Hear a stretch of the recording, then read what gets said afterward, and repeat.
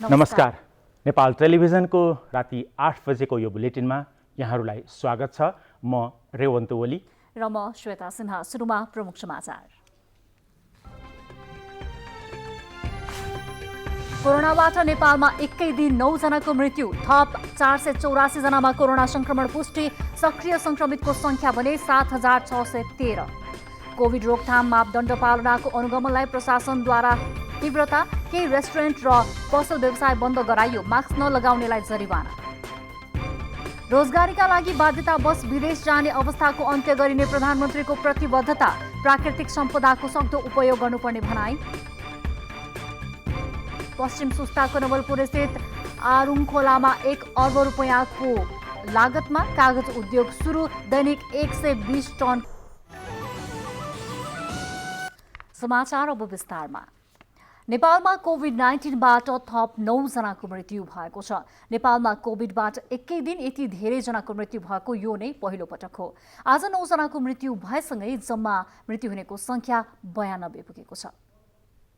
नेपालमा विगत 1 हप्ता यता कोभिड संक्रमणबाट मृत्यु हुनेहरूको दर बढ्दै गएको छ। केही दिन यता 2, 3, 4 र 5 जनाका दरले संक्रमितहरूको मृत्यु हुँदै आएको थियो। कोभिडबाट हालसम्मकै बढी 9 जनाको बुधबार मृत्यु भएको हो। स्वास्थ्य मन्त्रालयले अपराह्न सार्वजनिक गरेको विवरणमा 8 जनाको मृत्यु भएको जानकारी गराएपछि थप 1 जनाको विराटनगर कोरोना विशेष उपचार केन्द्रमा मृत्यु भएको छ।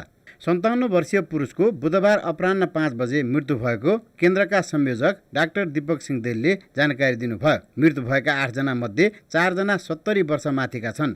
1 जना 55 वर्षका, अर्को 1 जना 42 वर्षका र 2 जना क्रमशः 38 र 32 वर्षका रहेका छन्। तीमध्ये काठमाडौँ टेकुकी 78 वर्षीय महिला, धादिङ नीलकण्ठ नगरपालिकाका 32 वर्षीय पुरुष, धनुषा जनकपुर उपमहानगरपालिकाका 2 जना क्रमशः 71 वर्षीय पुरुष र 38 वर्षीय महिला, सप्तरी डाक्नेश्वरी नगरपालिकाका 72 वर्षीय पुरुष, मोरङ बुढीगङ्गा गाउँपालिका 2 का 55 वर्षीय पुरुष, कपिलवस्तु जिल्ला कपिलवस्तु नगरपालिका 2 का 42 वर्षीय पुरुष र बारा कलैया उपमहानगरपालिकाका 75 वर्षीय पुरुष रहेका छन्। काठमाडौँ जिल्ला काठमाडौँ महानगरपालिका 12 टेकु निवासी 78 वर्षीय एक महिलाको 77 साउन 28 गते बिहान 15 बजे किस्ट मेडिकल कलेज शिक्षण अस्पतालमा निधन भएको छ।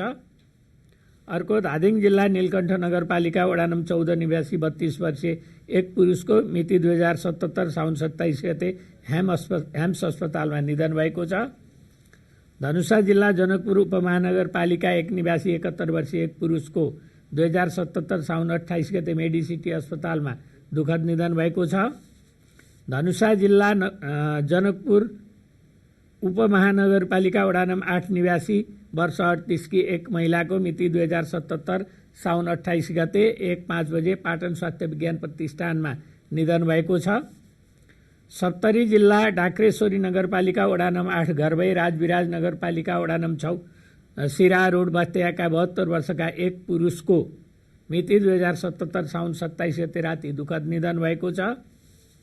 मोरङ जिल्ला बुढीगङ्गा गाउँपालिका वडा नम्बर 2 गङ्गाचोक निवासी वर्ष 55 का एक पुरुषको मिति 2077 साउन 28 गते बिहान बिपी कोइराला स्वास्थ्य विज्ञान प्रतिष्ठान धरानमा दुःखद निधन भएको छ।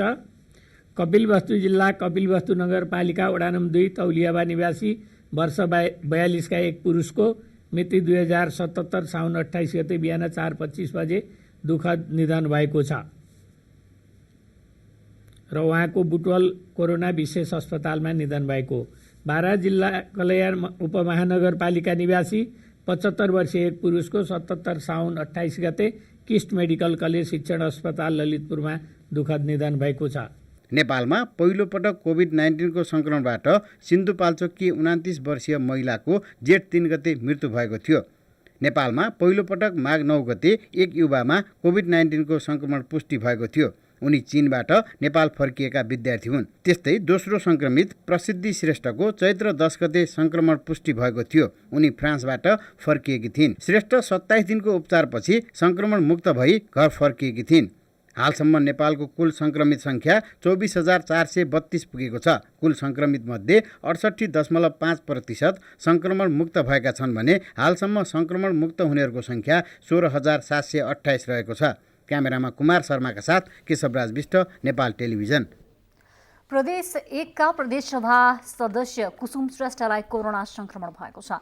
धनकुटाबाट प्रतिनिधित्व गर्ने नेकपाकी सांसद श्रेष्ठ सुनसरीको इटहरीमा बस्दै आउनु भएको छ। उहाँमा आज कोरोना संक्रमण पुष्टि भएको हो। सांसद श्रेष्ठले अहिले आफ्नो स्वास्थ्य अवस्था सामान्य रहेको जानकारी दिँदै कोरोनालाई सहज रूपमा लिएर आत्मबल दरिलो बनाई परास्त गर्ने बताउनु भएको छ। सांसद श्रेष्ठसँगै उहाँका श्रीमान नयन श्रेष्ठलाई पनि कोरोना संक्रमण देखिएको छ। सुनसरीको धरानमा 267 जनाको स्वाब संकलन गरी पीसीआर परीक्षण गरिएकोमा सांसद श्रेष्ठ र उहाँका श्रीमान सहित 8 जनाको रिपोर्ट पोजिटिभ आएको धरान उपमहानगरपालिकाको स्वास्थ्य महाशाखा प्रमुख उमेश मेहताले जानकारी दिनुभएको छ। देशभित्र कोरोना संक्रमितको संख्या पछिल्लो समयमा फेरि बढ्दै जान थालेको छ। आज 484 जनामा कोरोना संक्रमण पुष्टि भएको छ। यो समेत गरी अहिलेसम्म संक्रमित हुनेको संख्या 24,400 नाघेको छ। तर निको भएर घर फर्कनेको संख्या पनि बढ्दै गएकाले हाल देशभरि सक्रिय संक्रमितको संख्या 7,613 रहेको छ। नेपालमा विगत केही दिन यता कोभिड-19 को संक्रमण दर र कोभिड-19बाट मृत्यु दर दुवै बढ्दै गएको छ। गत 24 घण्टामा भएको 10,481 पीसीआर परीक्षणमा नयाँ 484 जनामा संक्रमण पुष्टि भएको छ। हालसम्म कुल संक्रमितको संख्या 24,432 पुगेको छ। काठमाडौँ उपत्यकामा मात्रै 138 जना नयाँ संक्रमित थपिएका छन्। आजको जम्मा रियल टाइम पीसीआर 10,481 छ र हालसम्म जम्मा 4,73,179 आरटीपीसीआर टेस्ट भएको छ। क्वारेन्टाइनमा रहनुभएका व्यक्तिहरूको संख्या 14,846 छ र आज कोभिड-19बाट संक्रमण मुक्त भई डिस्चार्ज हुनुहुनेहरू गत 24 घण्टामा 64 जना हुनुहुन्छ। आजसम्म 16,728 जना कोरोना संक्रमण मुक्त हुनुभएको छ। म प्रयोगशाला अनुसार आरटीपीसीआर पोजिटिभ केसहरूको विवरण दिन गइरहेको छु। जम्मा 484 जना हुनुहुन्छ। आज देशभरि जम्मा संक्रमितको संख्या 7,613 छ। गत 24 घण्टामा 64 जना संक्रमण मुक्त भएका छन् भने संक्रमण मुक्त हुनेहरूको संख्या 16,728 छ। नेपालमा दिन प्रतिदिन कोभिडको संक्रमण बढ्दै गएकाले भौतिक दूरी कायम गर्नु, मास्कको सहयोग प्रयोग गर्ने, हात धुने वा सेनिटाइज गर्ने जस्ता असल बानीलाई निरन्तरता दिन र सञ्चारको पहुँच बाहिर रहेकाहरूका लागि जनस्वास्थ्यको मापदण्डबारे जानकारी गराउन पनि मन्त्रालयले सबैमा अनुरोध गरेको छ। हाल 7,713 सक्रिय संक्रमित आइसोलेसनमा रहेका छन् भने क्वारेन्टिनमा रहेकाहरूको संख्या 14,846 रहेको छ। हाल 500 भन्दा बढी सक्रिय संक्रमित रहेको जिल्लाहरूमा काठमाडौँ, पर्सा, रौतहट र महोत्तरी रहेका छन्। संक्रमण मुक्त रहेका 6 जिल्लाहरूमा सोलुखुम्बु, सङ्खुवासभा, मनाङ, मुस्ताङ, डोल्पा र हुम्ला रहेका छन्। क्यामेरामा कुमार शर्माका साथ केशवराज विष्ट, नेपाल टेलिभिजन। राजधानी काठमाडौँमा कोभिडको जोखिम कम गराउन उपत्यकाका जिल्ला प्रशासन कार्यालयहरूले उपत्यकाभित्र स्वास्थ्य मापदण्डको पालना भए नभएको अनुगमनलाई तीव्रता दिएका छन्। सहायक प्रमुख जिल्ला अधिकारीको संयोजकत्वमा गठित अनुगमन टोलीहरू मार्फत संक्रमित भेटिएका र बढी भिडभाड हुने स्थानमा अनुगमनलाई केन्द्रित गरिएको छ। केही दिन अघि अति आवश्यक बाहेकका सेवा प्रवाह रोकेका काठमाडौँ उपत्यकाका जिल्ला प्रशासन कार्यालयहरूले जिल्लाभित्र कोभिडको जोखिम कम गर्न स्वास्थ्य मापदण्डको पालना भए नभएको अनुगमनको कार्यलाई तीव्रता दिएका हुन्। दैनिक जसो 100 भन्दा बढी संक्रमित थपिँदै गए पनि सङ्घीय राजधानी भएका कारण पूर्ण लकडाउनमा जान सक्ने अवस्था नरहेको भन्दै जोखिम बढ्न नदिन ती कार्यालयहरूले संक्रमित भेटिएका 80 भन्दा बढी स्थान र भिडभाड हुने क्षेत्रमा निगरानी एवं अनुगमनलाई केन्द्रित गरेका छन्। व्यापार व्यवसाय गर्न दिने प्रोटोकल पालना गराएर दिने, जस्तो ठाउँ एरिया कहीँ कोभिड देखियो, कहीँ पोजिटिभ देखियो भने त्यो एरियालाई सिल गरिदिने के त्यो क्षेत्र विशेषमा हामी केन्द्रीकृत भएको छौँ अहिले। किनभने सम्पूर्ण हिसाबमा लकडाउनको सम्भावना नभएको कारणले गर्दाखेरि त्यो हामी चाहिँ क्षेत्रगत हिसाबमा जहाँ जहाँ तपाईँको चाहिँ प्रब्लम देखिएको छ त्यसलाई चाहिँ बढी केन्द्रित गरेर त्यसलाई चाहिँ हामीले सिलबन्दी गराउने काम पनि हामीले गरेका छौँ। भनौँ न यो सङ्क्रमितको सङ्ख्या चाहिँ अब स्क्याटर छ क्या अहिले, होइन भनौँ 80-82 ठाउँ मलाई लाग्छ, दिनदिनै बढी पनि रहेछ। त्यो ठाउँहरू चाहिँ अलिकति हामीले निहालिरहेछौँ र त्यो ठाउँमा चाहिँ हामीले बढी वाच गरेका छौँ। र त्यो ठाउँ विशेषलाई चाहिँ हामी भिड हुन नदिने गरी हामीले चाहिँ गरेका छौँ। अनुगमनको क्रममा राजधानीमा स्वास्थ्य मापदण्ड पालना नगर्ने केही रेस्टुरेन्ट, पसल व्यवसाय बन्द गराइएको र मास्क नलगाउनेलाई जरिवाना गरिएको जिल्ला प्रशासन कार्यालयले बताएको छ।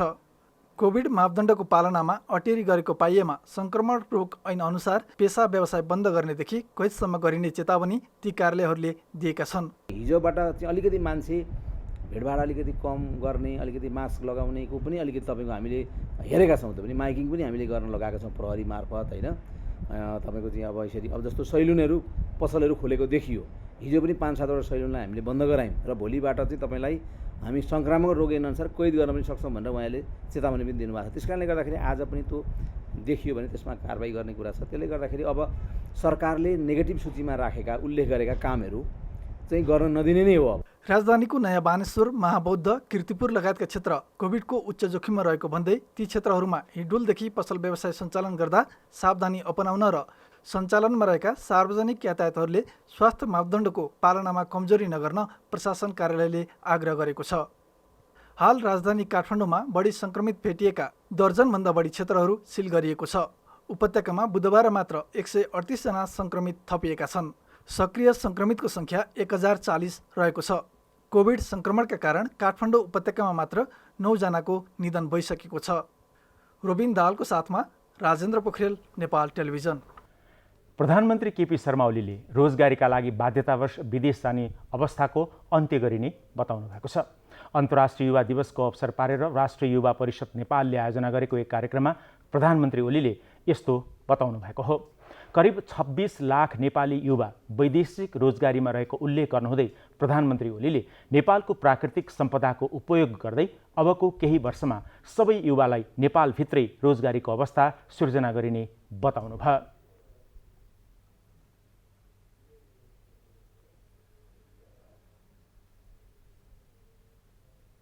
छनौटको हिसाबले बाहिर जानु बेग्लै कुरा हो। बाध्यताको हिसाबले बाहिर जाने स्थितिलाई अन्त्य गर्ने रणनीतिका साथ सरकारले काम गरिरहेको छ र म हाम्रो युवाहरूलाई आश्वस्त पार्न चाहन्छु कि तपाईँहरू अगाडि बढ्नुहोस्। सरकार तपाईँहरूको साथमा छ। तपाईँहरूको अभिभावकत्व, तपाईँहरूका लागि साथ सहयोग, तपाईँहरूका लागि अवसर उपलब्ध गराउन दत्तचित्त छ। भर्चुअल प्रविधि मार्फत कार्यक्रमलाई सम्बोधन गर्नुभएका प्रधानमन्त्री ओलीले कोरोना सङ्क्रमणबाट उत्पन्न समस्याको समाधानका लागि सचेत रहन र स्वास्थ्य सुरक्षाका मापदण्ड पालना गर्न सबैसँग आग्रह पनि गर्नुभयो। यस दिवसको अवसरमा र खास गरी युवाहरूलाई यस रोगको बारेमा, यस महामारीको बारेमा, यस भाइरसको बारेमा पर्याप्त जानकारी लिन, यसका विरुद्ध लड्ने, योसँग जुझ्ने उपायहरू, प्रभावकारी उपायहरूका बारेमा बुझ्न र त्यसलाई कडाइका साथ अवलम्बन गर्न, अरूलाई पनि यस सम्बन्धमा सचेत गराउन, अरूलाई पनि पालना गर्न लगाउनका निम्ति प्रेरित गर्न सबैमा हार्दिक आग्रह अनुरोध गर्न चाहन्छु। कार्यक्रममा युवा तथा खेलकुद मन्त्री जगत बहादुर विश्वकर्माले नेपालको प्राकृतिक र सांस्कृतिक सम्पदालाई उपयोग गर्दै युवाहरू व्यावसायिक रूपमा अघि बढ्नुपर्ने विचार व्यक्त गर्नुभयो। समाजमा रहेका सबै किसिमका सामाजिक विकृति अन्त्य गर्ने, श्रमप्रतिको सम्मानको संस्कृति बसाल्ने र समृद्ध नेपाल र सुखी नेपाली बनाउने राष्ट्रिय सङ्कल्पलाई पूरा गर्ने दिशामा केन्द्रित हुनु आजको राष्ट्रिय आवश्यकता हो। बङ्गलादेशका युवा तथा खेलकुद मन्त्री अहमद जाहिद असन, श्रीलङ्काली नेसनल युथ काउन्सिलका अध्यक्ष तेसरा जयसिंहे, युनाइटेड नेसनको नेपालका कोअर्डिनेटर भ्यालेरी जुलियन, नेकपा संयुक्त विद्यार्थी सङ्गठनका संयोजक ऐन महर, नेपाल तरुण दलका नेता उत्तम आचार्य लगायतले कार्यक्रमलाई सम्बोधन गर्नुभएको थियो। गृहमन्त्री रामबहादुर थापाले नेपाल भारत सीमा विवाद द्विपक्षीय समझदारी र कूटनीतिक पहलबाट समाधान गर्न सकिने बताउनु भएको छ। राज्य व्यवस्था समितिको आज बसेको बैठकमा उहाँले द्विपक्षीय छलफल मार्फत समस्या समाधान गर्न सकिने बताउनु भएको हो। सीमा सुरक्षा सम्बन्धी विशेष व्यवस्था गर्न आवश्यक रहेकोमा पनि उहाँले जोड दिनुभयो। सीमा स्तम्भ फाल्ने वा सार्ने जस्ता काम भइरहेको उल्लेख गर्नुहुँदै गृहमन्त्री थापाले सीमाका बारेमा स्थायी रूपमा संयन्त्र बनाएर समय समयमा पुनरावलोकन गर्नुपर्ने बताउनुभयो। नेपालको भूभागको सीमाको सुरक्षा गर्ने जिम्मा गृह मन्त्रालय भएको हुनाले गृह मन्त्रालयको तर्फबाट अहिले त्यो विद्यमान जो सीमा छ हाम्रो भूभागको चाहिँ सुरक्षा गर्नेमा गृह मन्त्रालयको तर्फबाट पनि आफ्नो पहल कदमीलाई अझ अगाडि बढाउनु पर्ने र हाम्रो सीमाहरूको सुरक्षामा विशेष ध्यान दिनुपर्ने आवश्यकता छ र त्यसको लागि पनि जो सुझावहरू आएका छन् ती सुझावलाई ध्यानमा राखेर एउटा सीमा सुरक्षा सम्बन्धी चाहिँ विशेष योजना र व्यवस्था चाहिँ गर्नुपर्ने देखिन्छ। भूमि सहकारी तथा गरिबी निवारण मन्त्री पद्मा अर्यालले सरकारले सीमा निरीक्षण र अनुगमनको काम नियमित रूपमा गरिरहेको बताउनुभयो। सीमामा रहेका समस्याका विषयमा आगामी दिनमा सानो समूहमा छलफल गरेर अघि बढ्ने भनाई मन्त्री अर्यालको थियो। सीमासित जोडिएको सीमा क्षेत्रको डिस्ट्रिक्ट नक्सा एकपक्षीय भन्ने कुरा भयो। दुई पक्ष नै भएको हुँदा त्यसलाई खारेज गर्दा पनि प्रक्रियाबाट नै जसरी हिजो निर्माण भयो त्यसरी नै सहमति कायम गरेर प्रक्रियाबाट नै खारेज गर्न पर्ने भएको हुनाले एउटा कूटनीतिक हिसाबले उसलाई पहल कदमी लिँदै हामीले जुन भारत र नेपालतर्फको सीमाको अवस्था यो है अब यहाँबाट है भनेर जुन खालको प्रोटोकलमा हस्ताक्षर गर्ने कुरा बाँकी छ त्यति बेला नै सच्याएर जाने विषय हो भनेर मैले प्रश्न भन्न राखेका छु। यसैबीच राज्य व्यवस्था समितिले नेपाल भारत सीमामा हुने आवतजावतको अभिलेख राख्न सरकारलाई सुझाव दिएको छ। कोभिड-19 को नियन्त्रण र व्यवस्थापनलाई सहज बनाउन पनि सीमा नाकाहरूमा आउने जानेहरूको परिचय थाहा हुने गरी अभिलेख राख्न सरकारलाई सुझाव दिएको समितिकी सभापति शशि श्रेष्ठले जानकारी दिनुभयो। आवतजावतको व्यवस्थालाई थप कडाइका साथ चेक जाँच गरी कार्यान्वयन गर्ने र उक्त सीमा नाकाहरूबाट आवतजावत गर्ने नागरिकहरूको पहिचान खोल्ने परिचय पत्रका आधारमा अनिवार्य रूपमा नाम दर्ता गरी अभिलेख राख्ने ठाउँबाट नै अब व्यवस्थापन गरेर जानुपर्दछ भन्ने नै हो। समितिको बैठकमा कञ्चनपुरका स्थानीयवासी सम्मिलित अन्तर्राष्ट्रिय सीमा समितिका तर्फबाट सीमामा रहेका समस्या र त्यसको समाधानका उपायका बारेमा जानकारी गराइएको थियो। नेपाल र भारत बीच आउँदो बुधबार काठमाडौँमा भिडियो वार्ता हुने भएको भारतीय पत्रिकाहरूले जनाएका छन्। वार्तामा नेपाली पक्षको नेतृत्व परराष्ट्र सचिव शंकरदास बैरागीले र भारतीय पक्षको नेतृत्व काठमाडौँ स्थित भारतीय राजदूत विनय मोहन क्वात्राले गर्ने ती पत्रिकाहरूले उल्लेख गरेका छन्। वार्ताका विषयमा परराष्ट्र मन्त्रालयका तर्फबाट भने यसबारे कुनै पनि जानकारी आएको छैन। कोभिड-19ले सबैतिर प्रभाव पारेको छ। यस्तैमा कोरोनाका कारण यस वर्षको विद्यार्थी भर्ना र नियमित कक्षा सञ्चालन हुन नसकिरहेका बेला शैक्षिक सत्र खेर जाने हो कि भन्ने चिन्ता आम विद्यार्थी र अभिभावकहरूमा परेको छ। तर शैक्षिक सत्र खेर जान नदिन सरकारले गृह कार्य सुरु गरेको छ।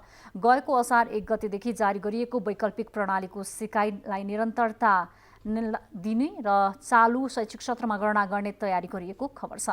यसै क्रममा पाठ्यक्रम विकास तथा मूल्याङ्कन परिषदको आज बसेको बैठकमा शिक्षा विज्ञान तथा प्रविधि मन्त्री गिरिराजमणि पोखरेलले कोभिड-19 का कारण क्षति पुगेको शैक्षिक सत्रका बारेमा सबै विकल्पहरूमा गृह कार्य गर्न निर्देशन दिनुभएको छ। हाल विद्यालय तहको कक्षा 12 सम्म गरी करिब 35,000 विद्यालयमा करिब 80 लाख विद्यार्थी अध्ययनरत रहेका छन्।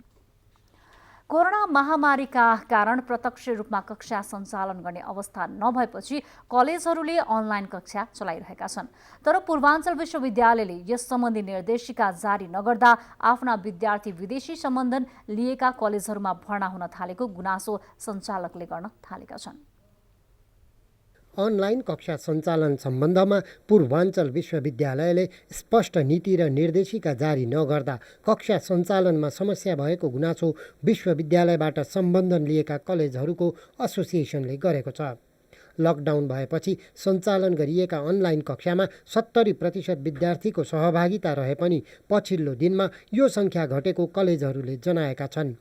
विद्यार्थीको मूल्याङ्कन प्रणालीका बारेमा विश्वविद्यालयले उपयुक्त निकास दिन नसक्दा अघिल्लो सेमेस्टरका विद्यार्थीलाई माथिल्लो सेमेस्टरमा लैजान समस्या भएको भनाई एसोसिएसनका अध्यक्षको छ।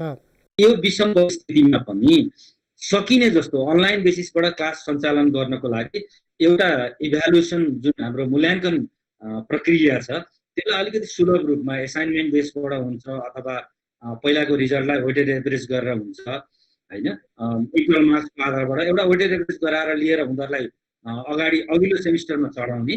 तर जबसम्म विश्वविद्यालयको एउटा गाइडलाइन आउँदैन तबसम्म विद्यार्थीहरू अलि रिलक्टेन्ट हुन्छन् पढ्ने कुराहरूमा।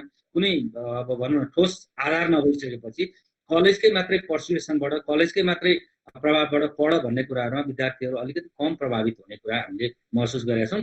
विश्वविद्यालयले जसरी युजिसीले एउटा गाइडलाइन दियो वैकल्पिक शिक्षा प्रणालीका सम्बन्धमा विश्वविद्यालय अनुदान आयोगले यसअघि निर्देशिका जारी गरिसकेको छ।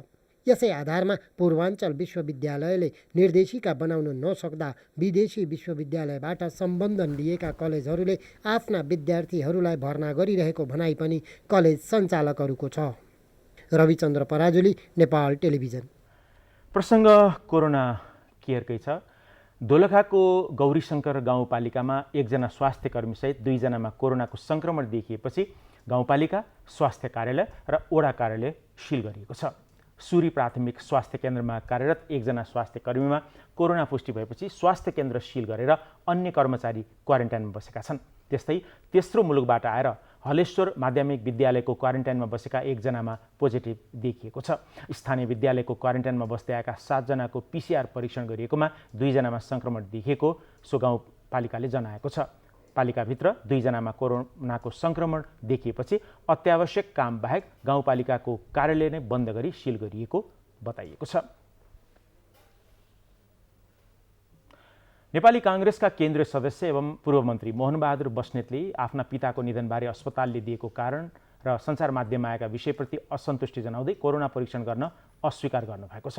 उहाँका पितामा कोरोना सङ्क्रमण भएको कुरा मृत्यु भएको 6औं दिनमा पुष्टि भएपछि कन्ट्याक्ट ट्रेसिङमा रहेकाहरूको स्वाब सङ्कलनका लागि गएको टोली स्वाब सङ्कलन नगरी फर्किएको छ।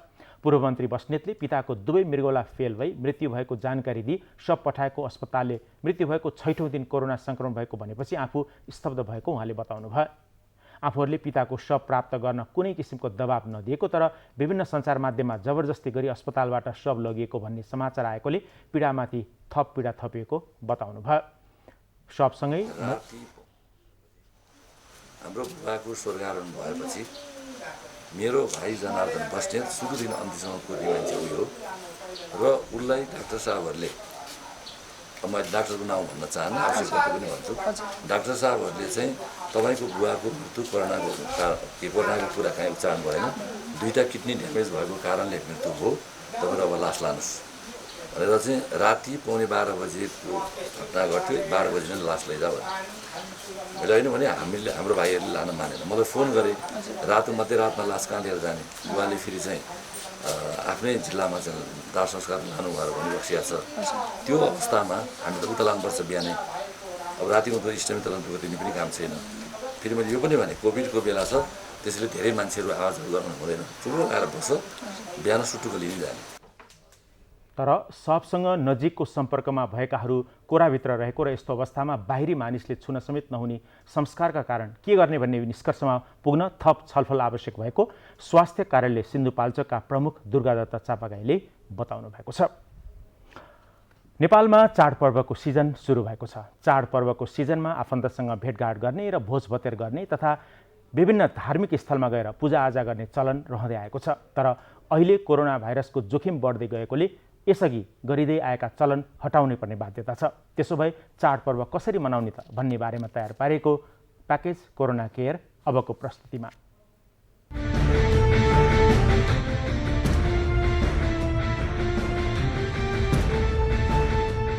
कोरोना भाइरसको जोखिम बढ्दै गएपछि सामूहिक रूपमा भेला भएर चाडपर्व मनाउँदा अझै कोरोना सङ्क्रमणको जोखिम बढ्ने देखिन्छ। मठ मन्दिरमा पुगेर पूजाआजा गर्न पनि कठिन हुँदै गएको छ।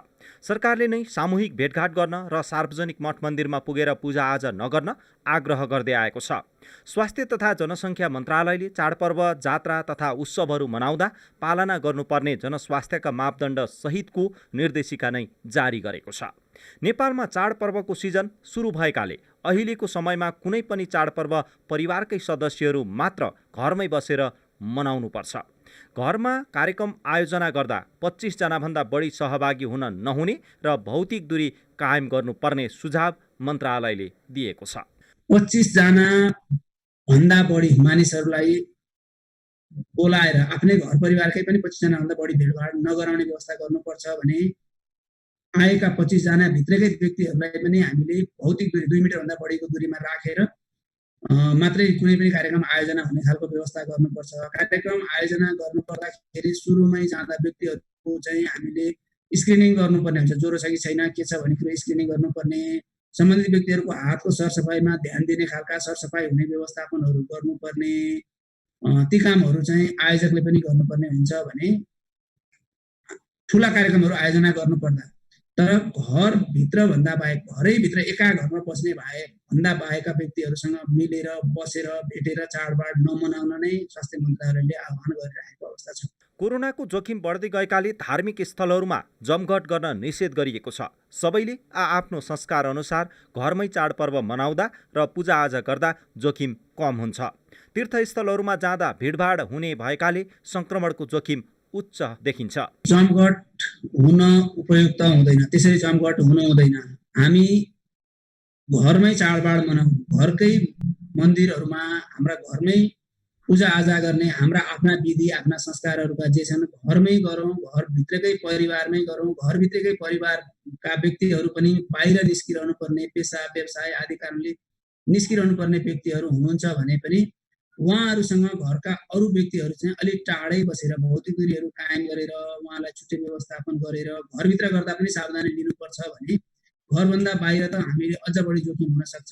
घरभन्दा बाहिर कुनै साना ठुला कुनै पनि मठ मन्दिर कुनै पनि सार्वजनिक स्थलमा भिडभाड नगरौँ। देशभरका स्थानीय प्रशासनले पनि अहिले चाडबाड घरमै बसेर मनाउन आह्वान गर्दै आएका छन्। जमघट गरेर र धार्मिक स्थलहरूमा पुगेर चाडपर्व मनाउँदा जोखिम बढ्ने भन्दै नेपाल प्रहरीले स्वास्थ्य तथा सुरक्षाका सम्पूर्ण मापदण्डको पूर्ण पालना गर्न आग्रह गरेको छ। सबै आम नागरिकले चाहिँ अहिले जुन यो हामी कोभिड-19 को पेन्डेमिकमा छौँ, महामारीमा सङ्क्रमणमा छौँ, त्यसलाई मध्यनजर राखेर नेपाल सरकारले त्यसपछि स्वास्थ्य मन्त्रालयले जुन लागू गरेको प्रोटोकल छ, सेक्युरिटी कन्सियसको लागि प्रोटोकल छ, त्यसलाई फलो गर्न जरुरी छ।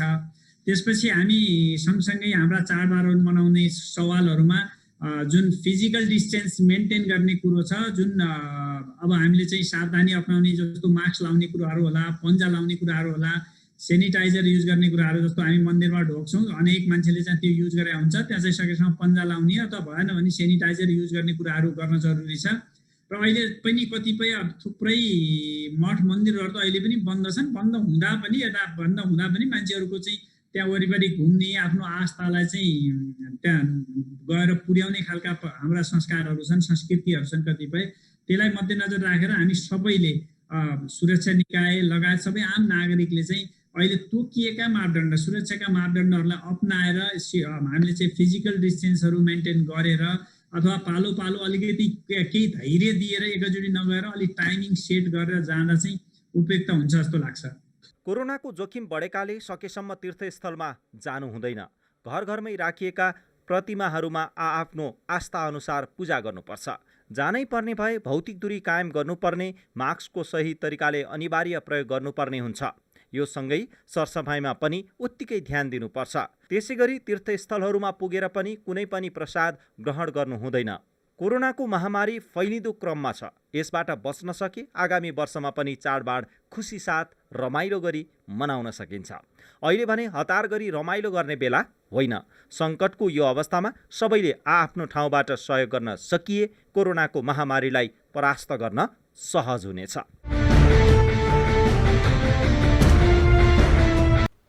डोटीको पूर्वी चौकी गाउँपालिका 1 फुलौटमा यात्रुवाहक बस दुर्घटना हुँदा 3 जनाको घटनास्थलमै मृत्यु भएको छ भने 32 जना घाइते भएका छन्। दुर्घटनामा परि अछाम बानीगढीका 59 वर्षीय पदम बहादुर साउद, चौरपाटी गाउँपालिका मार्कुका 34 वर्षीय टिकाराम विक र अछाम श्रीकोटका लक्ष्मीमा देवी विकको मृत्यु भएको डोटीका प्रहरी उपरीक्षक जनकराज पाण्डेले जानकारी दिनुभयो। कैलालीबाट अछामका लागि जाँदै गरेको ना 6ख 2529 नम्बरको बस दुर्घटनामा परेको हो। बस सडकबाट कम्तीमा 100 मिटर तल खसेको बताइएको छ। वर्षाका कारण सडक चिप्लो भएकाले गाडी दुर्घटना भएको हुन सक्ने प्रहरी अनुमान छ। घाइतेहरूलाई उपचारको लागि जिल्ला अस्पताल डोटीमा लगिएको छ। पोखरा महानगरपालिकामा करोडौं रुपैयाँ राजस्व हिनामिना भएको भन्दै नेपाली कांग्रेस कास्कीले दोषीलाई कारबाही गर्न माग गरेको छ। कांग्रेसका कार्यकर्ताहरूले राजस्व हिनामिना गर्नेलाई कारबाहीको माग गर्दै महानगरपालिका प्रमुख मानबहादुर जेसीलाई ज्ञापन पत्र बुझाएको हो। कास्की कांग्रेसले पोखरा महानगरपालिका 21 का वडा सदस्य राम गुरुङले विकास निर्माणको बजेटमा कमिसन मागेको अडियो सार्वजनिक भएको दावी गरेको छ। ज्ञापन पत्र बुझ्दै महानगरपालिकाका प्रमुख जेसीले सम्बन्धित विषयमा सत्य तथ्य छानबिन गरी दोषी उपर कड़ा कारबाही गरिने बताउनुभयो। गएको असार 26 गते म्याग्दीको राहुघाट खोलामा आएको बाढीले भत्काएको बेली ब्रिज मर्मत गरिएपछि मंगलबारदेखि पुनः यातायात सञ्चालनमा आएको छ। बेनी जोमसम कोरला सडक खण्ड अन्तर्गत म्याग्दीको गलेश्वर स्थित राहुघाट खोलामाथि रहेको बेली ब्रिजको पर्खाल मर्मत तथा पुनर्निर्माणपछि सञ्चालनमा ल्याइएको आयोजनाले जनाएको छ। भीषण वर्षासँगै राहुघाट खोलाको बाढीले बेली ब्रिजको पूर्वपट्टिको भागमा रहेको जीपको पर्खालमा क्षति पुर्याउँदा पुल खोलामा खसेको थियो। बाढीले भत्काएर खसेको पुललाई क्रेनको सहायतामा तानेर माथि उठाइएको छ भने जीपको पर्खालमा क्याबिन जालीमा ढुङ्गा भरेर मर्मत गरिएको छ। द्वापर युगमा भाद्र कृष्ण अष्टमी तिथिमा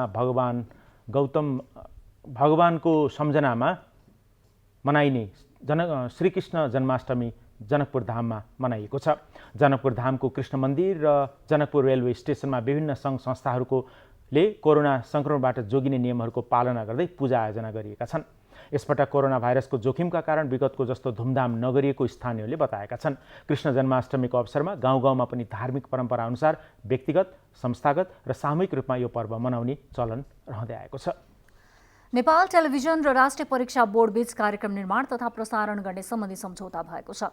माध्यमिक परीक्षा सम्बन्धी परीक्षा बोर्डका गतिविधि, बोर्ड अन्तर्गत सञ्चालित विभिन्न क्रियाकलाप र सूचनाहरूका बारेमा टेलिभिजन कार्यक्रम उत्पादन गरी पाक्षिक रूपमा नेपाल टेलिभिजनको राष्ट्रिय प्रसारणमा शुक्रबार साँझ 6 बजे प्रसारण गर्ने सम्झौता भएको हो। आज आयोजित कार्यक्रममा परीक्षा बोर्डका तर्फबाट बोर्डका सदस्य सचिव दुर्गा प्रसाद अर्याल र नेपाल टेलिभिजनका तर्फबाट नायब महाप्रबन्धक विष्णु प्रसाद न्यौपानेले सम्झौता पत्रमा हस्ताक्षर गर्नुभयो। त्यस अवसरमा बोर्डका सदस्य सचिव अर्यालले कोरोनाको जोखिमका कारण बोर्डका क्रियाकलापहरू सरकारवाला समक्ष पुग्न नसकेको अवस्थामा नेपाल टेलिभिजनबाट प्रसारण हुने कार्यक्रमले सहयोग पुग्ने बताउनुभयो।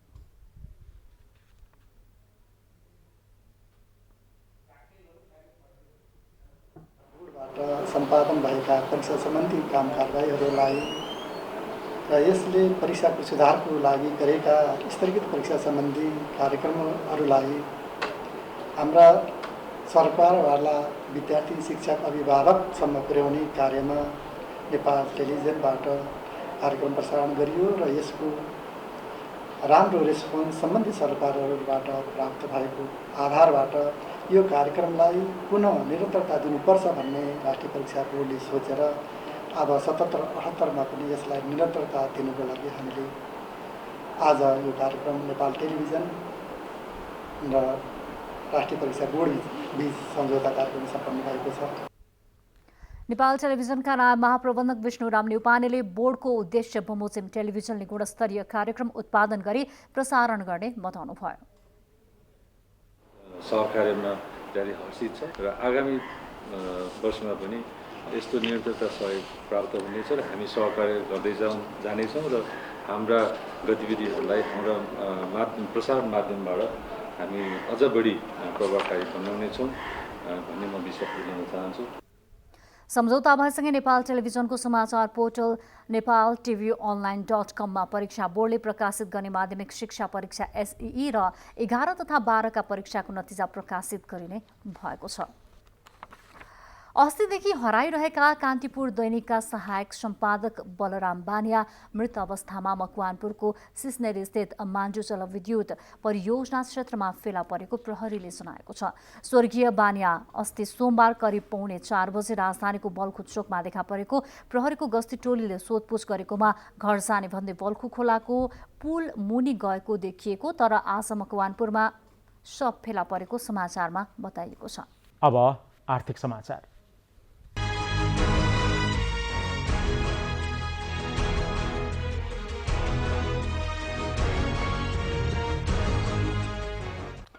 पश्चिम सुस्ताको नवलपुरस्थित आरुङ खोलामा 1 अर्ब रुपियाँको लागतमा कागज उद्योग सञ्चालनमा आएको छ। नवलपरासीको पहिचान फेरि स्थापित गर्न युवा व्यवसायहरूको लगानीमा क्वालिटी पेपर इन्डस्ट्रिज प्राइभेट लिमिटेडले प्याकेजिङ कागज उद्योग सञ्चालनमा ल्याएको उद्योगका प्रबन्ध निर्देशक राजन पियाले जानकारी दिनुभएको छ। उद्योगले नेपाली बजारबाट निस्किएका कागजजन्य फोहोरलाई पुनः प्रशोधन गरी कागज उत्पादन गर्नेछ।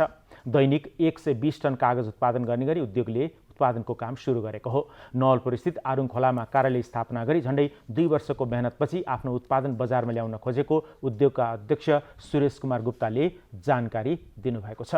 उद्योगले स्थानीय 150 जनालाई समेत रोजगारी दिने बताइएको छ। वीरगञ्ज र विराटनगरका उद्योग सञ्चालनमा रहे पनि भैरवाको उद्योग पनि बन्द रहँदै आएको छ। नेपाली बजारमा सुनको मूल्य आज घटेको छ। नेपाल सुनचाँदी व्यवसायी महासङ्घका अनुसार आज सुनको मूल्य प्रति तोला 6,200 रुपियाँले घटेको हो। यसैगरी छापावाला सुन प्रति तोला 95,400 र तेजाबी सुन प्रति तोला 94,900 रुपियाँमा कारोबार भएको छ। यस्तै चाँदीको मूल्यमा पनि गिरावट आएको छ। हिजो छापावाला सुनको मूल्य प्रति तोला 1,01,600 र तेजाबी सुनको मूल्य प्रति तोला 1,01,000 पुगेको थियो।